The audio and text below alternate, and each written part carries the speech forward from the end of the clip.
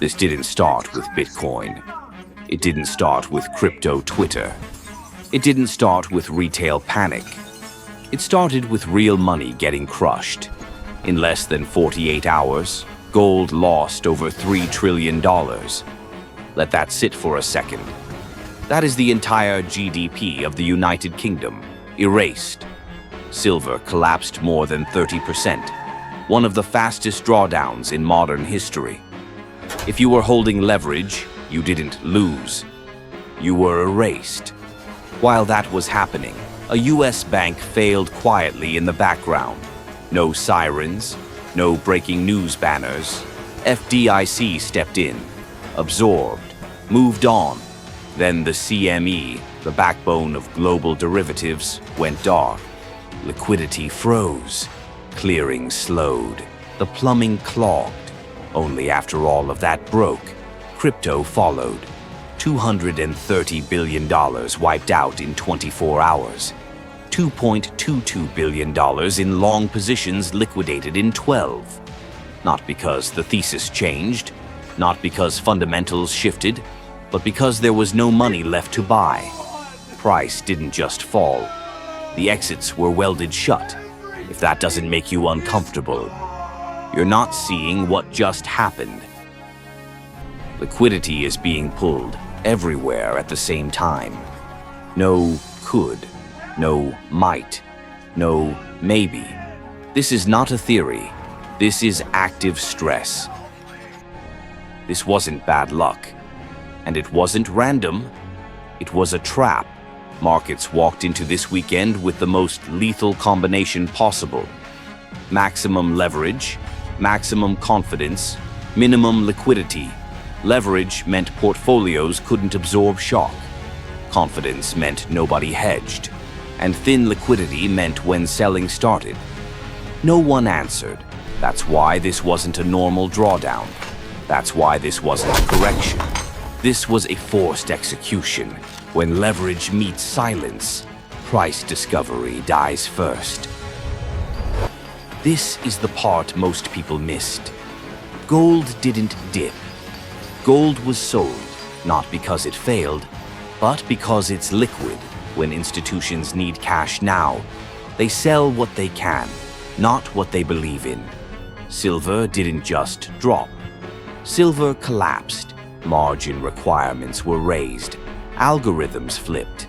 CTA strategies sold mechanically. Paper ran. Physical didn't move. Silver is always the canary. And this time, the canary didn't sing. It stopped breathing. Then the plumbing broke. The CME went dark. This wasn't a technical glitch. This was the engine of the global financial system, choking on its own math. Margin waterfalls hit clearing members at the same time. Delivery stress spiked. Liquidity calls stacked. And when clearing houses choke, your stop loss doesn't matter. Your technical analysis doesn't matter, because the casino is closed and they kept your chips. This is the risk nobody prices, not volatility, infrastructure failure.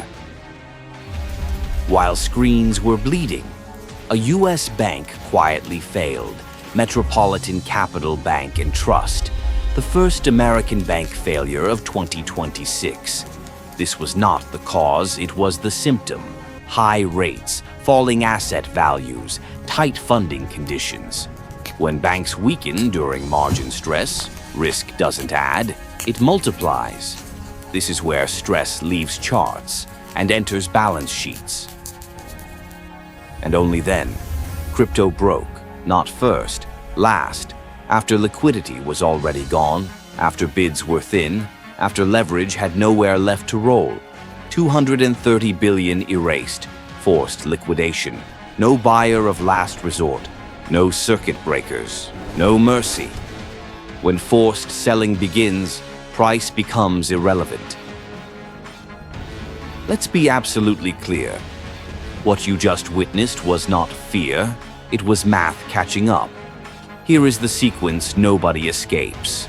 Price drops, volatility spikes, margin requirements increase, positions are force closed, Not because traders were wrong, because they ran out of time.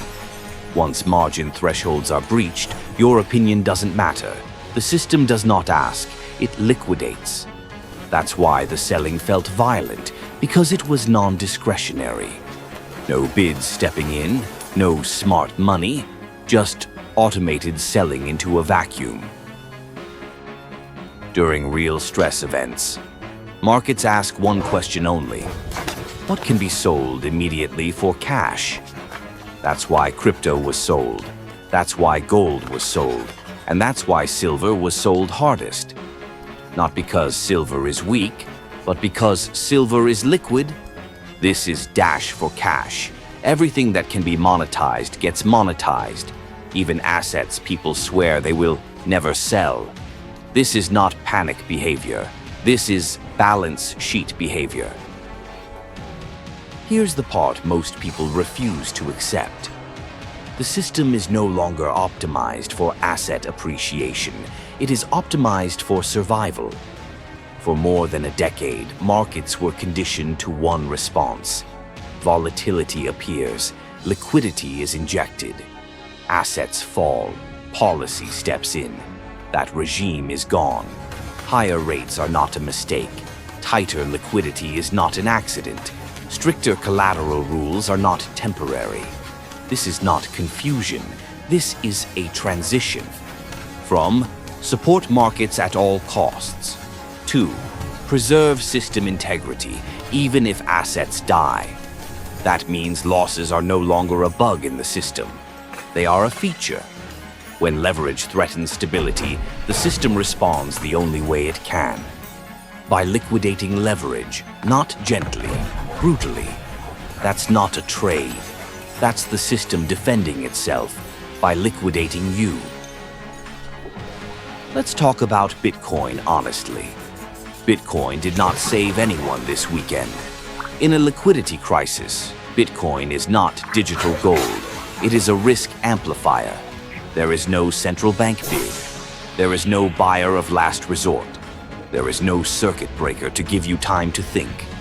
When liquidity dries up, Bitcoin doesn't hedge stress.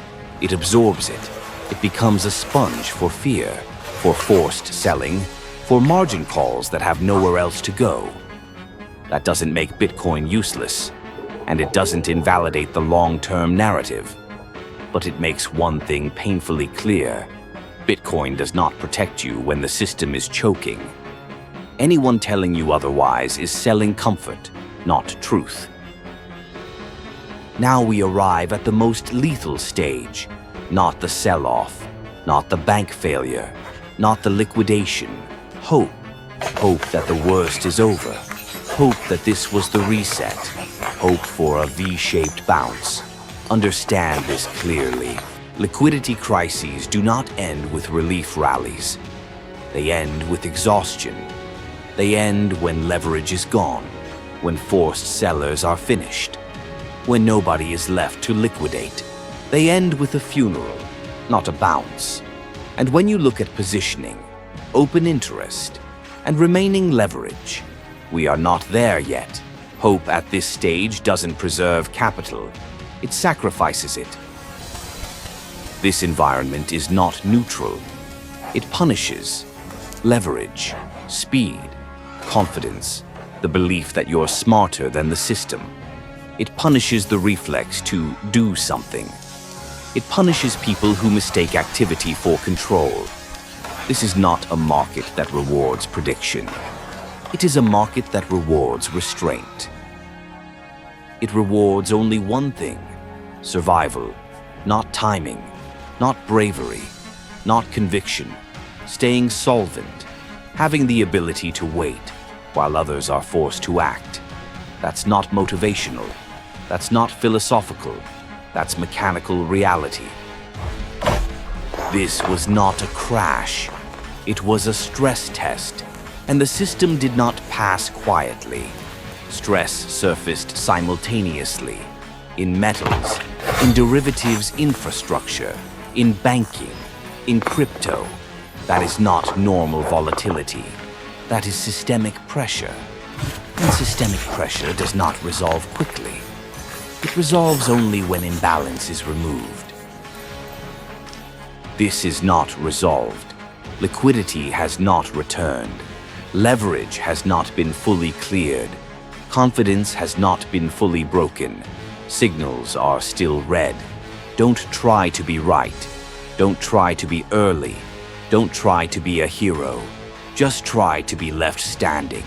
Because in environments like this, survival is the only alpha.